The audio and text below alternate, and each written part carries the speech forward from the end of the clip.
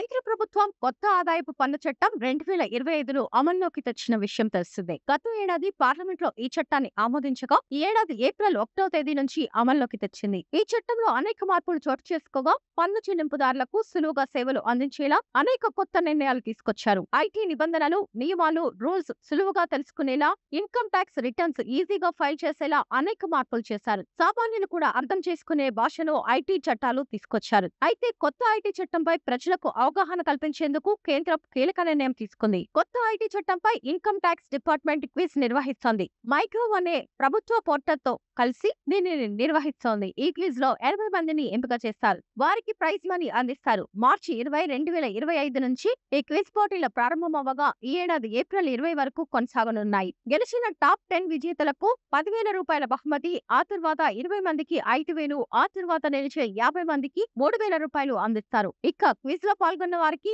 Participation certificate అందిస్తారు. ఎవరైనా ఈ క్విజ్ లో పాల్గొనవచ్చు. ఆన్లైన్ లోనే ఈ క్విజ్ ఉంటుంది. కొత్త ఐటీ చట్టం గురించి క్విజ్ లో క్వశ్చన్లు ఉంటాయి. ఇక క్విజ్ లో పాల్గొన్న తర్వాత ఈ సర్టిఫికేట్ డౌన్లోడ్ చేసుకోవచ్చు.